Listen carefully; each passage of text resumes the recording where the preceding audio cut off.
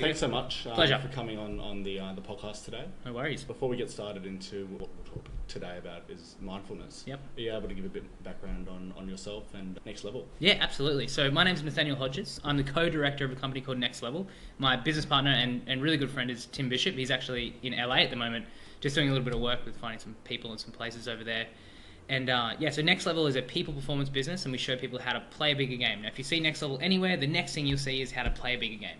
And that is essentially how to get from where you are now to where you want to be, and then all the clarity and action in between those two things. So we work with a range of different people, from individuals at the very beginning who want to really step up and play on the edge, all the way through to bigger businesses and enterprise. What are some epiphanies that people have when they start to play their bigger game? Okay, so that's a good question. First of all, we attract a lot of people that they've got very sort of, we've got two people that come, either someone with very clear goals, it's normally around business and progress, or someone who goes, I'm really open to this, I have no idea what I want to do, but I'm here and I'm ready to progress and learn because I know there's more out there. So we got those two sort of streams happening. Something very interesting happens. The people that come in with the, here's my goals, here's what I want to do, here's the tangible stuff, normally go, oh, it's actually about me first. And the other way, the people that go, what's my thing, who am I, get me clarity, go, oh man, I've got some things to do in the world, I'm very valuable. So people come into these two worlds and then they cross. So that's probably some of the biggest epiphanies, is people, they just start to understand where it's coming from, why it's happening, and when they put the pieces together, it's really beautiful to see.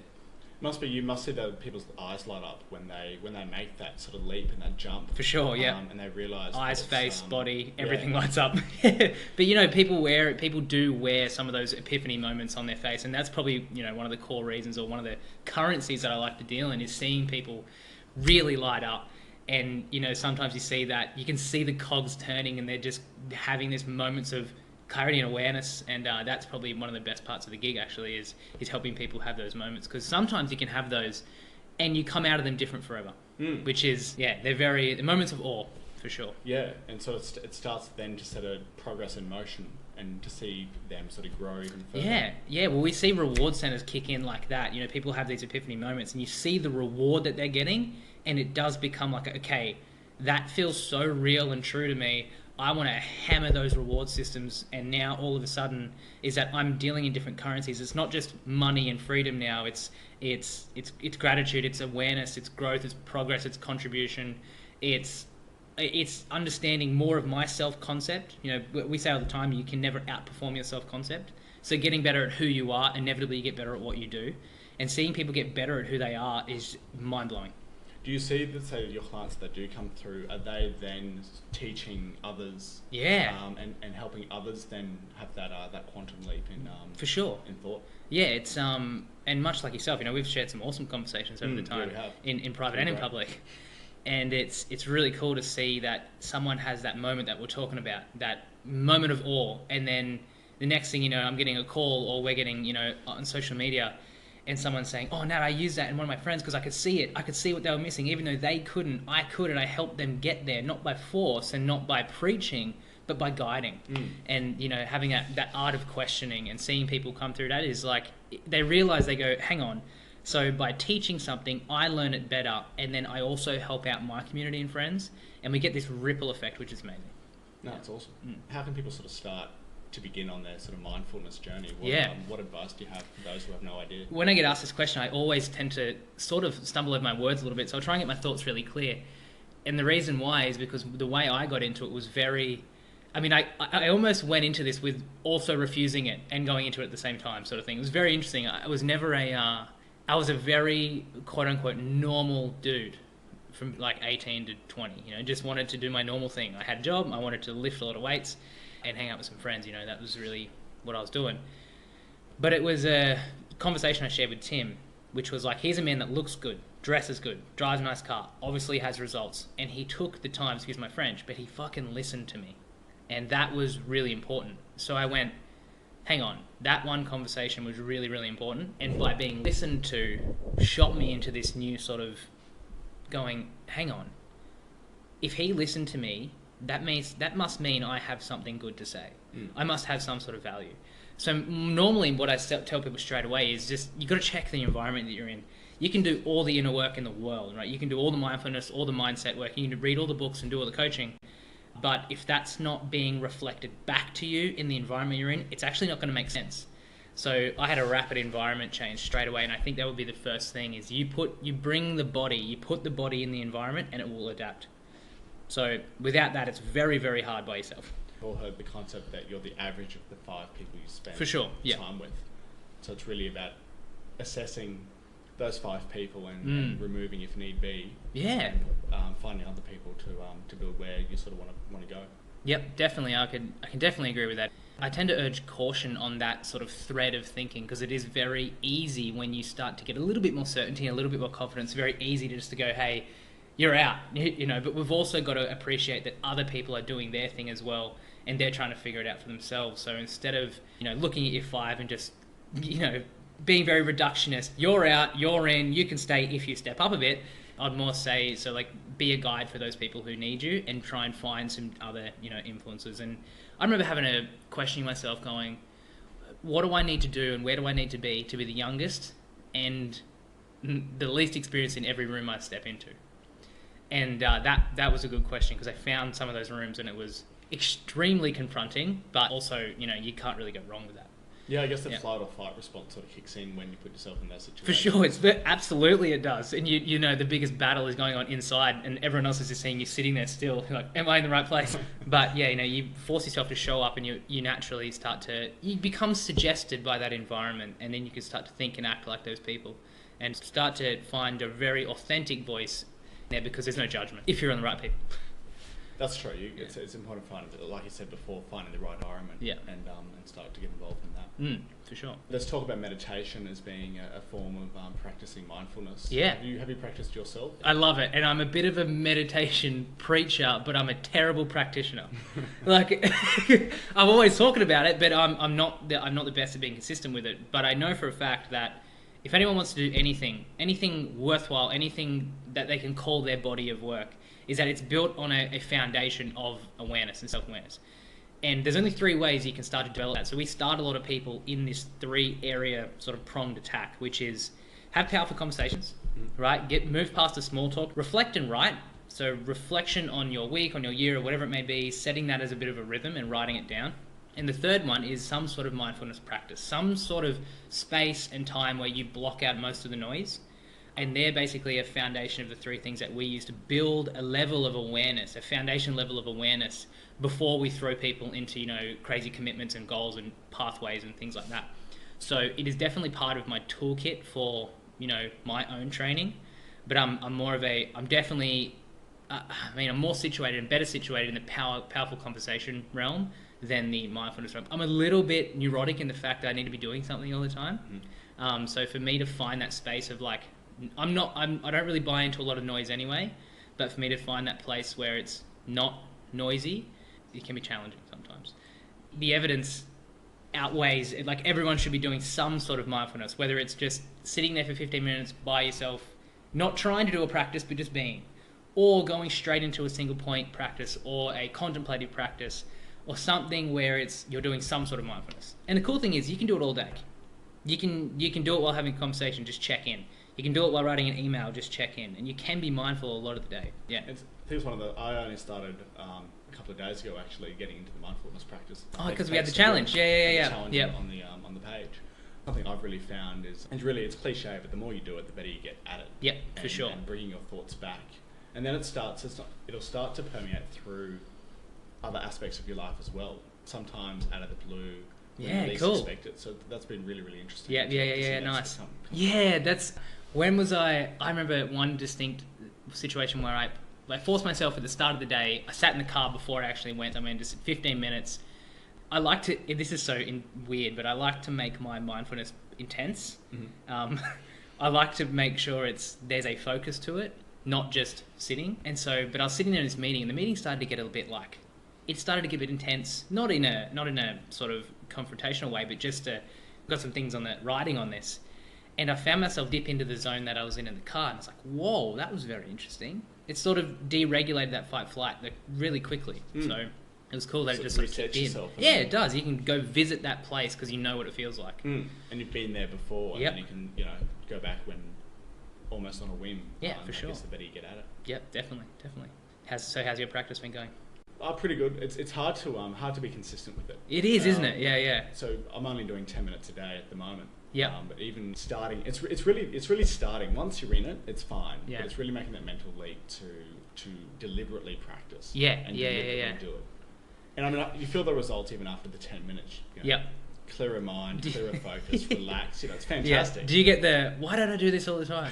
That was me every time. Yeah. Why don't I do this all the time? Why haven't I started this any earlier? Why has it only been 2017's 2018 that I've started? Yeah. 2018. I know, it's crazy. Crazy. Something I do recommend everyone try at least 3 to 5 times. For sure. In a week. And then you can make the judgment and see whether it's something you like doing or not. Tell me it doesn't get a result, right? If you do 3 to 5 times, I want you to come to my face and tell me that doesn't, because it will work. If you do it properly, it'll work. Yeah, definitely. Yeah. Any other sort of mindfulness techniques? What's the best word?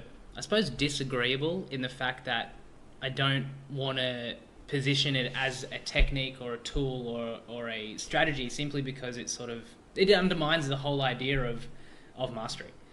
To try and boil it down to what someone's doing versus how someone's being. Mm-hmm. You know what I mean? Like, we can talk about all the different ways to do it over and over and over again, but it's fundamentally at the core, it's, the identity that you think about, that you want to step into, the person that you want to be, and really chasing that down really daily in attempts not to find the hack, not to find the technique, not to do any of that, but commit long term into basically a life based around growth. If you want a better future, if you want to have some certainty in your future, because something I say to people is your future can be knowable.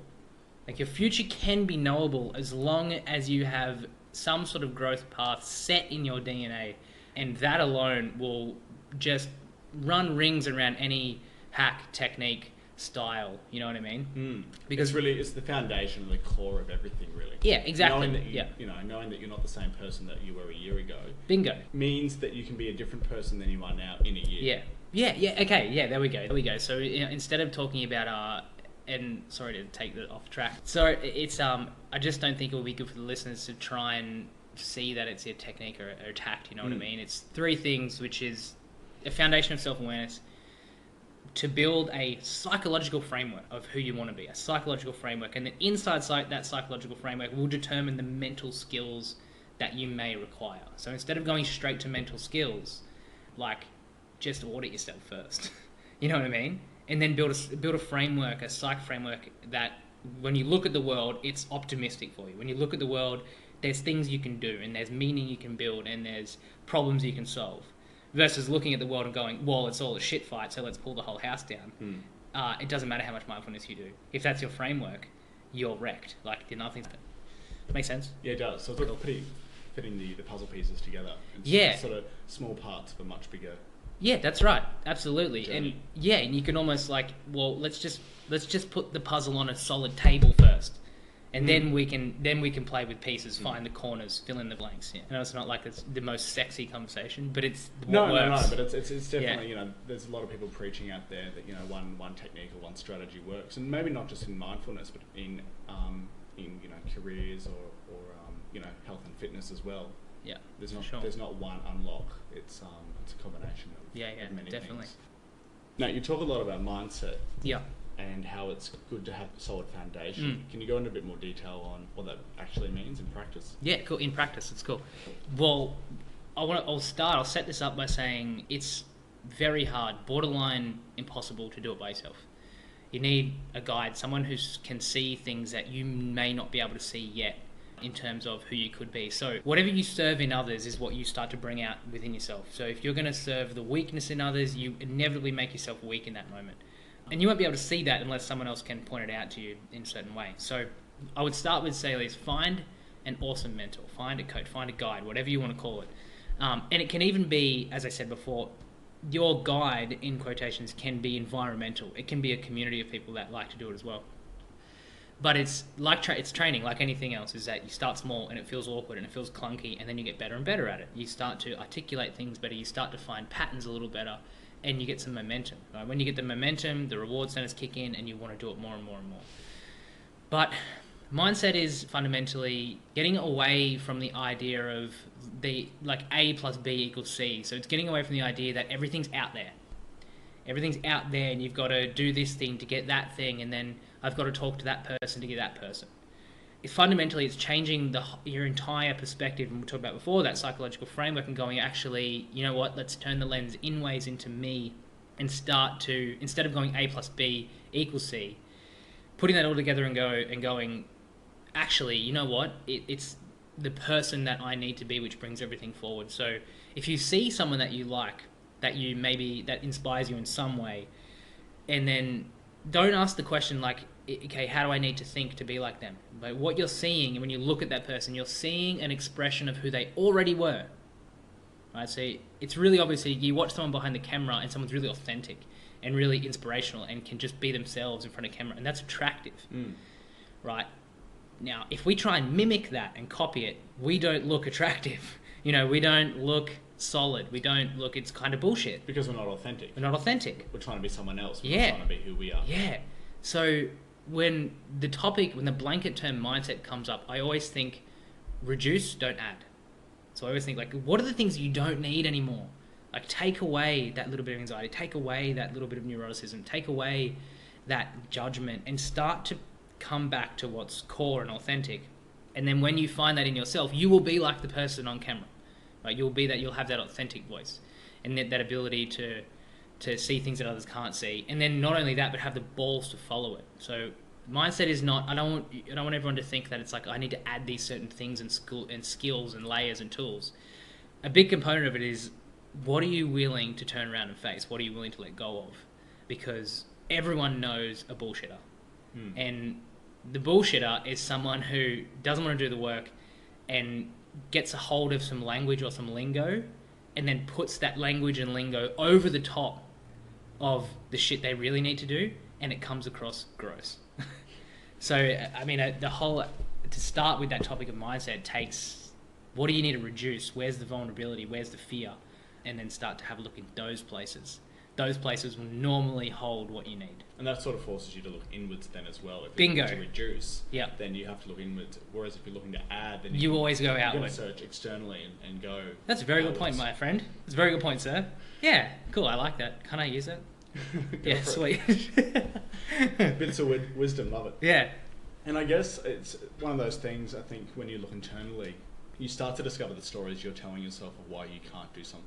Cool. Yep, I like it. And then you sort of have to try to disprove those stories and really, really assess them. Yep. Put them under the microscope. Yep, and that's hard to do. It is, because if you end up having to put your ego to a side. Yep. Really have those often hard conversations with yourself. That's right. Yep. That constant narration of what could be will definitely make or break a person. That's one of the you go to anyone who's in this field, and that should be one of the core areas of discussion and inquiry, to that narration of what's going on, that constant mouse on the wheel.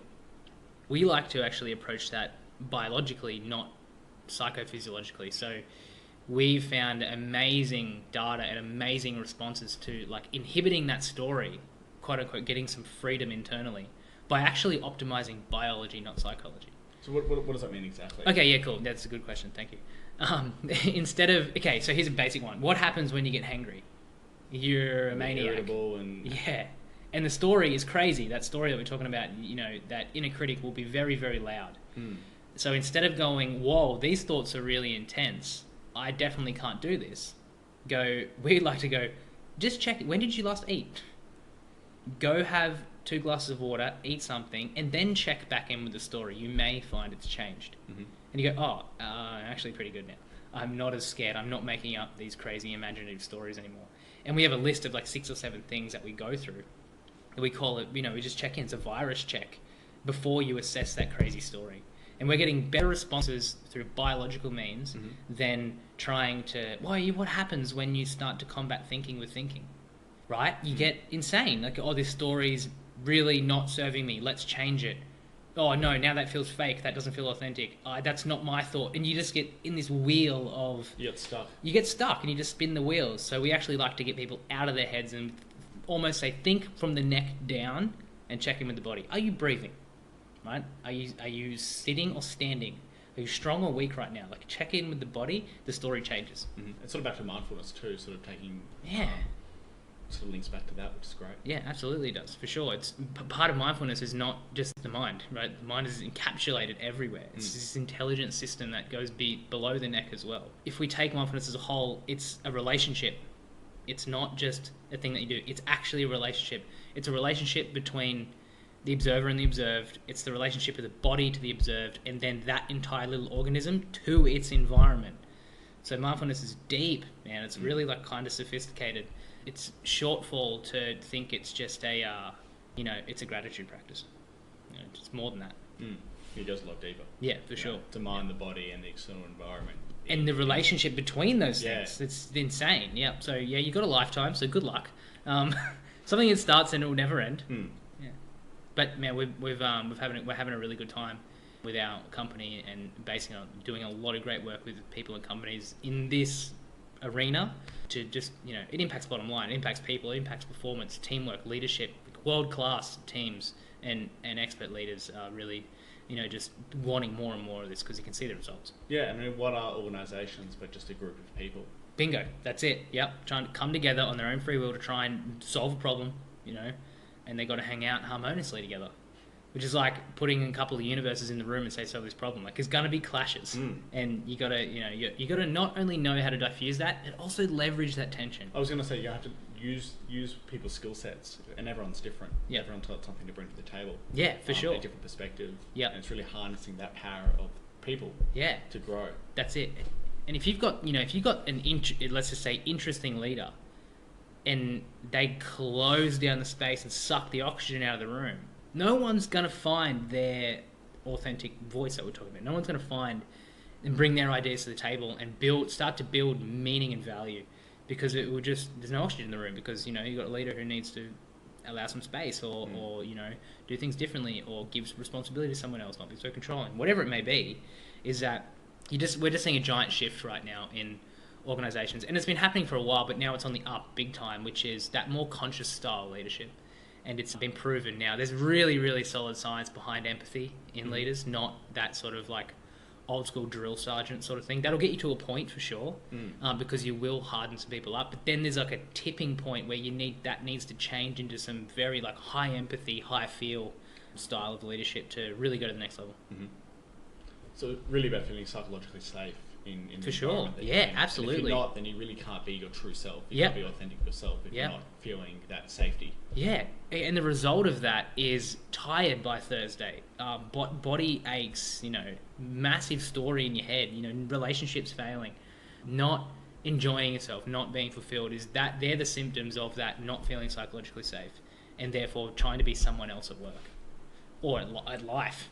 Yeah, it's something you might be able to maintain in the short term, but it definitely sort of eats you up, and you get to a point. Yeah, good point. Yeah, for sure. What's next for Next Level this year? Oh, we go to the next level every year. We go to the next level. No, but we've got Tim, my business partner now. He's in LA as we speak, and now so we've got our 2018 is based around. It's going to be a big growth year for us. Feel it in our bones, and it's about really supporting the legs of the business while that growth occurs. It's not grow for the sake of growing. Is definitely our next level. We're putting in a few training systems and other things so we can get the right people on board. We've got what else we got? Oh, we've got a tech system coming, and it's through its couple of stages of development now, and it's so sexy and so sleek.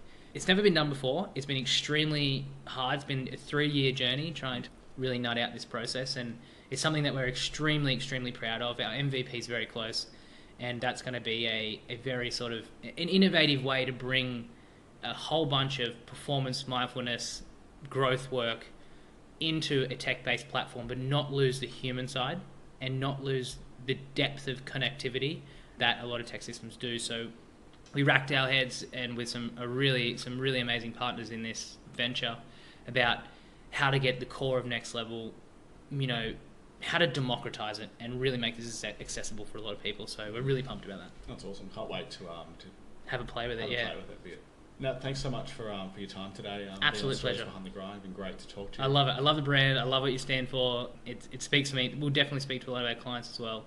And you're doing an epic job, so thank you. Thank you so much for listening. Would really appreciate it if you left a rating. For more inspiring stories and advice, follow Stories Behind the Grind on Instagram and Facebook.